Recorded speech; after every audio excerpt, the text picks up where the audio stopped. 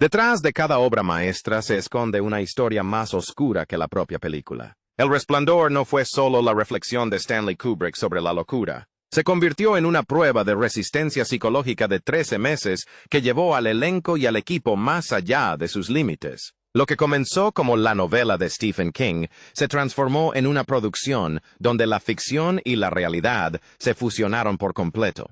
Los actores sufrieron traumas reales, las puertas fueron derribadas 60 veces, los platós se inundaron con cientos de litros de sangre falsa. Hoy, desvelamos secretos que revelan el verdadero horror que se vivió tras las cámaras. Las primeras tomas fantasma con Steadicam del cine. Una tecnología revolucionaria que cambió para siempre la realización cinematográfica en los pasillos del Hotel Overlook. Cuando el público vio a Danny pedalear en su triciclo por interminables pasillos en 1980, presenció algo nunca antes visto en el cine. Planos secuencia perfectamente fluidos que se deslizaban como espíritus por el edificio. Stanley Kubrick se convirtió en uno de los primeros directores en utilizar equipos de Steadicam, un dispositivo inventado tan solo 5 años antes, en 1975. Los operadores de cámara estaban, en esencia, probando una tecnología revolucionaria para Hollywood. Aprendían a usar equipos tan novedosos que aún no existían procedimientos operativos estándar. Esas tomas increíblemente fluidas revolucionaron la forma en que los directores abordarían el movimiento y la perspectiva durante las décadas siguientes, convirtiendo a El Resplandor en un hito en la historia del cine. El encuentro real de King con un fantasma. El terror del Hotel Overlook no fue producto de la mera imaginación, sino de una experiencia sobrenatural real. Stephen King ha hablado abiertamente sobre la noche que cambió su carrera, afirmando haber vivido algo genuinamente paranormal en el Hotel Stanley de Colorado en el otoño de 1974. El autor no estaba realizando ninguna investigación cuando se registró en el hotel, que estaba casi vacío. Lo que ocurrió durante su estancia lo aterrorizó tanto que empezó a escribir casi de inmediato, describiendo un encuentro que no podía explicar racionalmente. Este suceso real explica por qué El Resplandor se diferencia de las típicas historias de fantasmas. King no se imaginaba el terror desde una distancia prudencial. Estaba procesando algo que creía que le había sucedido realmente, lo que dota a la novela de elementos sobrenaturales y una autenticidad que evoca un miedo genuino. Una canción de los Beatles que menciona el poder psíquico, uno de los conceptos sobrenaturales más famosos del terror, surgió de una fuente inesperada, un mensaje de esperanza y unidad. El término brillo, que describe las habilidades psíquicas de Danny, no surgió de la literatura gótica, sino de una canción de John Lennon de 1971 que celebraba la conexión humana. Stephen King explicó que bautizó esta misteriosa habilidad tras escuchar la letra. Todos brillamos en el karma instantáneo de Lennon. El mensaje optimista de la canción se convirtió en la base para describir los poderes telepáticos que permiten a ciertas personas leer la mente, ver el futuro y percibir el pasado. La conexión musical crea una fascinante contradicción. Lo que Lennon pretendía ser una declaración inspiradora se convirtió, en manos de King, en un regalo peligroso que exponía a quienes lo portaban a fantasmas y a la locura. Kubrick creó una arquitectura imposible. Hay algo que resulta fundamentalmente erróneo en el Hotel Overlook, y esa incomodidad es completamente intencional. Stanley Kubrick no creó contradicciones espaciales por casualidad. Construyó deliberadamente un entorno que desafía las leyes de la física para generar inquietud subconsciente en el espectador. Aparecen ventanas en habitaciones que no deberían tener paredes exteriores. Los pasillos se extienden más allá de lo que las dimensiones exteriores de las estructuras permitirían. No se trata de errores de continuidad. Su guerra psicológica está diseñada para que el público sienta que no se puede confiar en la realidad misma. Kubrick estudió cómo la desorientación espacial afecta la percepción humana. Luego creó un entorno donde cada habitación tiene su propia geometría distorsionada. El mirador se convierte en un personaje tan amenazador como cualquier antagonista humano, precisamente porque existe en un espacio imposible donde las reglas normales no se aplican. 300 galones de sangre inundaron el ascensor. Para crear una de las imágenes más viscerales del cine, se requirió una carnicería a escala industrial. La icónica toma de la sangre cayendo a borbotones de las puertas del ascensor no se logró con trucos de cámara. Exigió entre 200 y 300 galones de sangre artificial y una compleja ingeniería hidráulica. Los miembros del equipo tuvieron que coordinar con precisión la sincronización, la presión hidráulica y el enorme volumen de líquido, protegiendo al mismo tiempo el costoso equipo de cámaras del inminente diluvio. Los equipos de efectos especiales construyeron sistemas complejos para bombear la sangre falsa a través de los huecos de los ascensores. Las múltiples tomas implicaron múltiples limpiezas y reinicios completos. Lo que el público percibe como un breve momento sobrenatural representa días de trabajo y cientos de litros de suciedad. Un número de habitación de Hotel Real. La habitación más infame del cine de terror existe solo por temores reales. La novela original de Stephen King presentaba la habitación 217 como escenario de terror sobrenatural, pero ese número nunca llegó a la pantalla debido a las preocupaciones de un hotel real que temía por su negocio. El Timberline Lodge de Oregon, que sirvió como exterior del mirador en la película, le hizo una petición específica a Stanley Kubrick durante la producción. La gerencia temía que mostrar la habitación 217 en una película de terror hiciera que esa habitación real fuera imposible de reservar, lo que les costaría ingresos durante años. Kubrick accedió a cambiar el número a 237, una habitación que no existía en el Timberline Lodge. La ironía es deliciosa e inesperada. Al intentar evitar la maldición de la habitación 217, el hotel creó inadvertidamente un nuevo misterio que se hizo aún más famoso, dando lugar a innumerables teorías conspirativas e interpretaciones. Los muebles se mueven solos en cada escena. Presta mucha atención la próxima vez que la veas y notarás algo inquietante. En el Hotel Overlook, los objetos cambian de posición entre tomas sin explicación alguna, y esto no fue casualidad. Fue un intento deliberado de Stanley Kubrick por crear una inquietud psicológica que opera por debajo de la conciencia. Las sillas aparecen en posiciones diferentes. Las mesas se mueven ligeramente entre tomas. Los objetos decorativos se reubican por las habitaciones. No se trata de errores de continuidad, sino de decisiones de diseño intencionadas que buscan generar en el espectador la sensación de que algo falla fundamentalmente en el hotel. La mayoría de los espectadores no se dan cuenta conscientemente de estos cambios, pero su subconsciente percibe que la realidad se transforma de maneras sutiles e inverosímiles. Esta técnica añade capas de terror psicológico que el público experimenta sin comprender el motivo de su inquietud. Danny Lloyd jamás supo que se trataba de una película de terror. Proteger su inocencia infantil requirió un elaborado engaño que duró años. El actor de 5 años, elegido para interpretar a Danny Torrance, no tenía ni idea de que estaba protagonizando la que se convertiría en una de las películas más terroríficas del cine, y sus padres colaboraron con Kubrick para asegurarse de que nunca descubriera la verdad durante la producción.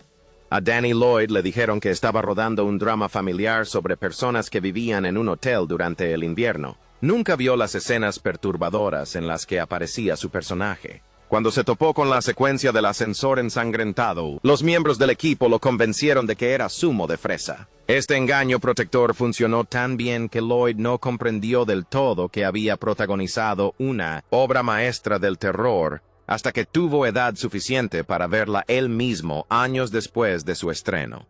La inocencia en su actuación es auténtica porque su terror nunca fue fabricado a través del miedo. Los monstruos de seto del libro eran demasiado ridículos. La novela original de Stephen King presentaba un concepto aterrador que nunca llegó a la pantalla. El libro incluía criaturas con forma de animales, hechas de setos, que se encontraban fuera del hotel y cobraban vida por la noche, moviéndose cuando las víctimas no miraban y atacando como los ángeles llorones de Doctor Who décadas antes de que existiera esa serie. Estos monstruos de seto eran fundamentales para el terror de la novela, creando tensión mediante la sencilla regla de que los animales tallados solo podían moverse cuando nadie los observaba. Kubrick consideró que todo el concepto era un truco efectista y ridículo, pues creía que socavaría el terror psicológico que quería crear. Reemplazó los animales de seto vivientes con un laberinto de setos tradicional para el clímax de la película, demostrando que su intuición era correcta. King incluyó a los monstruos de los setos en su versión televisiva de 1997, y verlos confirma que habrían desentonado terriblemente con el tono misterioso de la película. Un récord mundial basado en el agotamiento. Uno de los enfrentamientos más aterradores del cine, requirió tantos intentos que entró en los libros de records.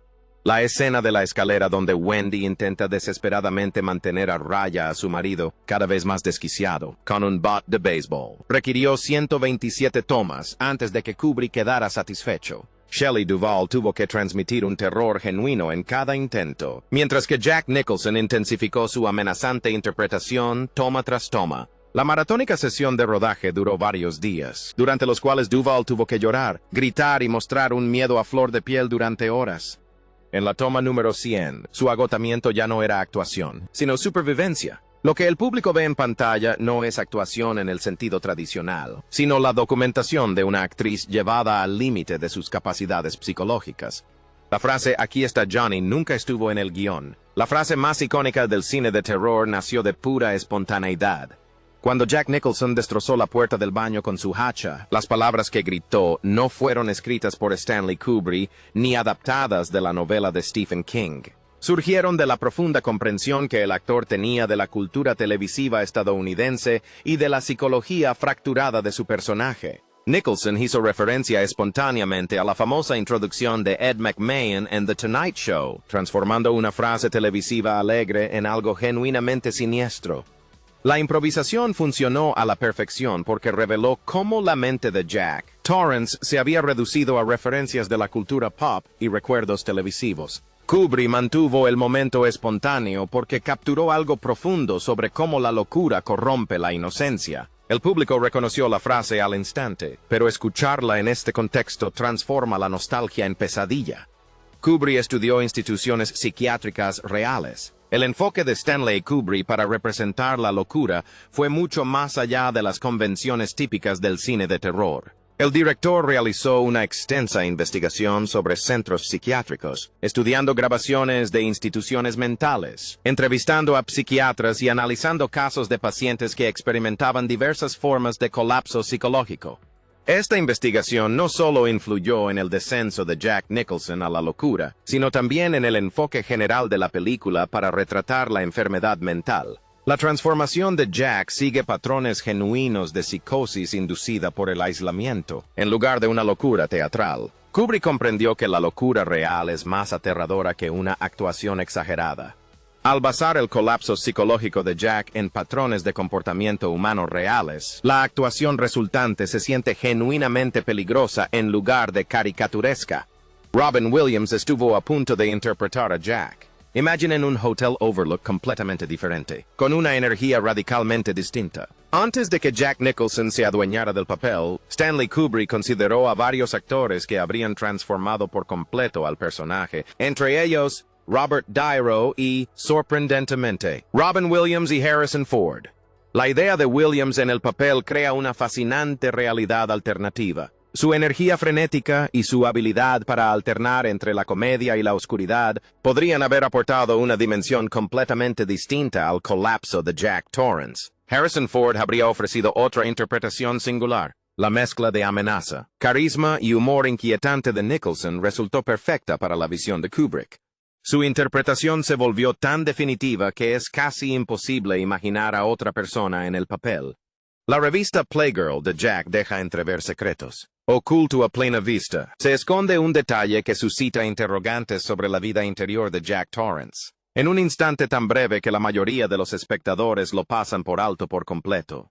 Jack está sentado en el vestíbulo del hotel leyendo una revista, pero no una cualquiera. Está hojeando un ejemplar de Playgirl, una revista con contenido dirigido a quienes se sienten atraídos por los hombres. Este pequeño detalle plantea de inmediato interrogantes sobre la sexualidad y los deseos ocultos del personaje. ¿Por qué un hombre casado estaría leyendo casualmente esta revista en el vestíbulo de un hotel? Aún más desconcertante, ¿por qué el observador se fija en esta publicación? Kubrick rara vez incluía detalles sin un propósito, lo que hace que esta breve escena parezca intencionada.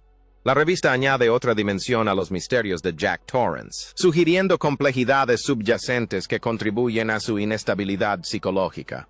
La alfombra se hizo famosa. Algunas decisiones de diseño trascienden su propósito original para convertirse en fenómenos culturales. El estampado geométrico de la alfombra del Hotel Overlook logró algo extraordinario. Desarrolló su propio culto, con seguidores completamente independientes de la película, convirtiéndose en uno de los diseños más reconocibles de la cultura popular. El distintivo patrón hexagonal aparece ahora por todas partes. Ropa, fundas para móviles, zapatos, felpudos, gorros e incluso ropa interior. Llegó a figurar en el póster del documental Room 237 y apareció en Toy Story, demostrando que su influencia va mucho más allá de los fans del terror. ¿Por qué este diseño en particular despertó tanta fascinación? Quizás porque es a la vez único, retro y está profundamente asociado con la inquietante atmósfera de la película. La omnipresencia de la alfombra hace que una película ya de por sí única sea aún más singular. Stephen King sigue odiando esta obra maestra. Pocos autores han expresado con tanta vehemencia su aversión por una adaptación de su obra como Stephen King lo ha hecho con El Resplandor. Durante más de 4 décadas, King ha mantenido su crítica vehemente a cómo Stanley Kubrick transformó su historia de fantasmas convencional en un ambiguo thriller psicológico y no muestra señales de suavizar su postura. King ha explicado repetidamente que su descontento se debe a los cambios fundamentales que Kubrick introdujo en la obra original. El director recortó elementos, añadió misterios y creó ambigüedad donde King buscaba claridad. La versión de Kubrick deja abierta la posibilidad de que no existan fantasmas, sino que Jack simplemente enloqueció por el aislamiento. La frustración del autor fue tan profunda que creó su propia miniserie de televisión en 1997, fiel a su novela. A pesar de que El Resplandor se convirtió en una de las películas más aclamadas del cine, King se niega a cambiar de opinión. Crowther tuvo que soportar muchas tomas. El horror de rodar El Resplandor fue mucho más allá de lo que captaron las cámaras. Scatman Crothers, el querido actor que interpreta a Dick Hallorann, se enfrentó al legendario perfeccionismo de Stanley Kubrick en su forma más brutal durante lo que debería haber sido una escena de diálogo sencilla. Para el momento crucial en el que le explica El Resplandor al joven Danny, Kubrick exigió toma tras toma tras toma, 85 intentos. Esa fue la cantidad de veces que Crothers tuvo que decir sus líneas antes de que Kubrick finalmente gritara ¡corten! La obsesión del director por repetir las tomas sin cesar llevó al actor a un agotamiento visible, mermando su interpretación hasta su esencia emocional.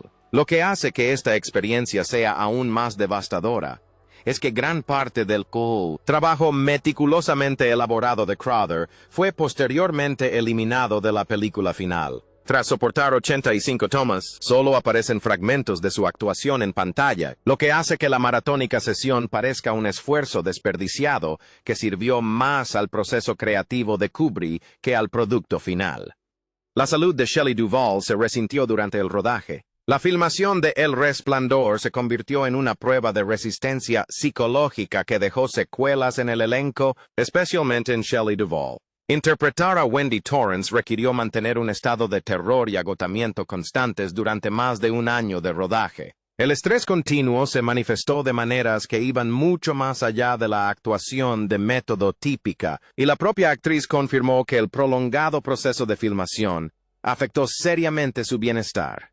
El estrés de mantener el estado emocional de Wendy durante largos periodos, sumado al exigente estilo de dirección de Kubrick y las condiciones de rodaje aisladas, creó un ambiente donde la ficción y la realidad se entremezclaban peligrosamente. La interpretación de Duvall transmite un agotamiento auténtico porque ella estaba realmente agotada. El terror que se ve en pantalla refleja una tensión psicológica real, lo que hace que su interpretación sea devastadoramente convincente. Nicholson arrasó con 60 Doors. Crear una de las interpretaciones más destructivas del cine requirió una auténtica carnicería. La icónica secuencia de Aquí está Johnny no se logró con accesorios que se desprendían ni una puesta en escena meticulosa. Jack Nicholson tuvo que derribar puerta tras puerta, toma tras toma, hasta que 60 puertas cayeron víctimas de su metódica destrucción. Kubrick exigió una sincronización perfecta, ángulos perfectos y un terror absoluto en cada intento. La producción utilizó una combinación de hachas reales y mangos de hacha con cabezas ligeras de fibra de vidrio. Pero la experiencia de Nicholson como bombero voluntario le permitió desenvolverse con soltura en situaciones reales. Su técnica era tan auténtica que los encargados de la utilería reemplazaban constantemente las puertas astilladas y reforzaban el decorado del baño. Cada golpe transmitía una fuerza, una rabia y un agotamiento genuinos. Para la toma final, la interpretación de Nicholson había evolucionado de la actuación a algo primitivo. Un hombre que, con cada golpe calculado, destruye genuinamente su entorno, difuminando la línea entre personaje y actor. Kubrick llamó a King para hablarle de historias optimistas. Antes de que su relación se deteriorara, Stanley Kubrick contactó a Stephen King con una pregunta filosófica que reveló la lucha del director con el material. A pesar de sus posteriores diferencias creativas, Kubrick buscó inicialmente la perspectiva de King sobre si los humanos podían crear historias verdaderamente optimistas o si toda la literatura contiene inherentemente oscuridad. Esta conversación no versó sobre detalles de la trama, sino sobre cuestiones fundamentales de la naturaleza humana y la narrativa. Kubrick, conocido por su racionalismo científico, se enfrentó al reto de visualizar el horror sobrenatural de forma creíble sin perder su enfoque analítico. Sus conversaciones exploraron la naturaleza del mal, las habilidades psíquicas y la posibilidad de que existiera esperanza en historias verdaderamente oscuras. La colaboración terminó cuando sus visiones divergieron demasiado, pero el respeto inicial de Kubrick por la visión de King influyó en el enfoque de la película antes de que las diferencias artísticas destruyeran su relación laboral. Cada página muestra la locura de Jack. Una de las revelaciones más escalofriantes de la película requirió una atención meticulosa a los detalles que la mayoría de los espectadores nunca llegan a apreciar del todo. Cuando Wendy descubre lo que Jack ha estado escribiendo durante sus meses de aislamiento, encuentra cientos de páginas que dicen, solo trabajar y nada de diversión hacen de Jack un chico aburrido. Pero Stanley Kubrick se aseguró de que cada página fuera única. El director supervisó la mecanografía de cientos de páginas individuales, cada una con un formato diferente para reflejar el deterioro del estado mental de Jack. Algunas aparecen en filas perfectas, mostrando disciplina y orden. Otras se dispersan por la página en un caos. Algunas forman espirales o triángulos. La máquina de escribir se convierte en una ventana a la mente en desintegración de Jack. Cada página sirve como evidencia de su viaje desde escritor frustrado hasta completo demente. La repetición obsesiva, combinada con un formato cada vez más caótico, crea una de las representaciones visuales más perturbadoras del colapso mental en el cine. La escena del hospital fue eliminada. Stanley Kubrick filmó un final que habría cambiado radicalmente la interpretación del público de El Resplandor, pero lo suprimió antes del estreno de la película. Después de que Wendy y Danny escapan y se recuperan en un hospital, Stuart Ullman los visita para decirles que no se encontró nada sobrenatural en el mirador.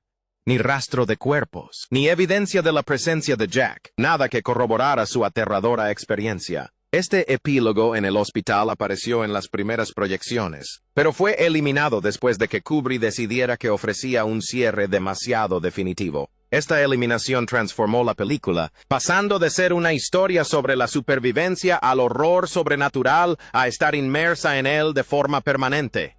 Sin la escena del hospital, el público permanece atrapado en la realidad del mirador. Incluso después de salir del cine, la ambigüedad sobre lo que realmente sucedió se vuelve permanente, obligando a los espectadores a preguntarse si los sucesos sobrenaturales fueron reales o producto de la locura inducida por el aislamiento.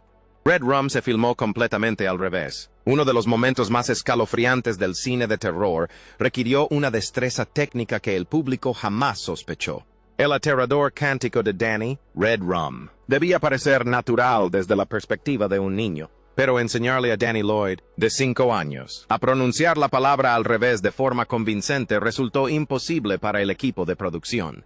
La solución de Kubrick fue brillantemente simple, aunque técnicamente compleja. Filmó a Lloyd pronunciando la palabra asesinato, normalmente con su voz infantil natural, y luego reprodujo el metraje al revés durante la edición. El resultado crea una cualidad etérea que hace que la voz de Danny suene a la vez infantil y sobrenatural. El habla al revés añade a la escena una capa adicional de inquietud que el espectador percibe inconscientemente. No se trata solo de un niño deletreando una palabra amenazante al revés. Es la realidad misma funcionando en reversa, insinuando que fuerzas sobrenaturales corrompen el mirador. El laberinto mantuvo al equipo atrapado durante semanas. La persecución culminante a través del laberinto de setos llevó al límite las técnicas de filmación. Lo que en pantalla parece una persecución tensa requirió un mes entero de rodaje, en parte porque los miembros del equipo se perdían constantemente en el laberinto y tenían que usar sus radios portátiles para pedir ayuda. El laberinto se construyó en los estudios EMI El Street, con paredes lo suficientemente altas como para provocar una auténtica desorientación. Kubrick insistió en usar múltiples ángulos y tomas interminables, lo que obligó a los miembros del equipo a recorrer repetidamente pasillos idénticos mientras transportaban pesados equipos de cámara. La ironía no pasó desapercibida para nadie. Literalmente quedaron atrapados en el mismo laberinto que, en última instancia, atraparía a Jack Torrance. El rodaje, que duró un mes, se convirtió en una especie de prueba de resistencia psicológica, difuminando los límites entre los temas de la película y las experiencias vividas por el equipo.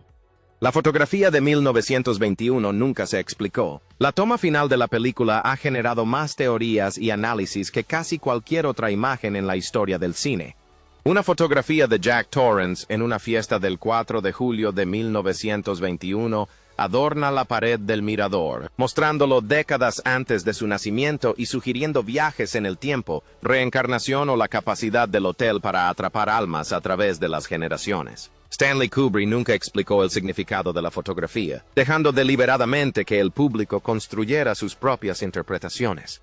Algunos espectadores lo interpretan como prueba de que Jack siempre ha sido el guardián del mirador, atrapado en un ciclo sin fin. Otros lo interpretan como que el hotel reclama el alma de Jack para siempre. La ambigüedad fue completamente intencional. Kubrick quería que los espectadores salieran del cine con preguntas que los atormentarían mucho después de que terminaran los créditos, asegurando así que la película generara debate durante décadas.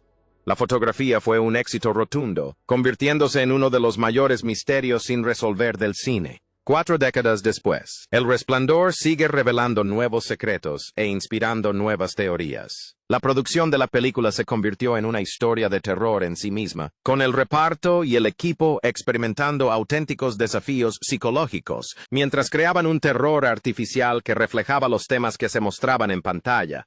Si te gustaron estas revelaciones detrás de cámaras, dale a me gusta y suscríbete para descubrir más secretos del cine. ¿Qué dato te sorprendió más? ¿Cuál es tu teoría sobre esa fotografía? Cuéntanos en los comentarios.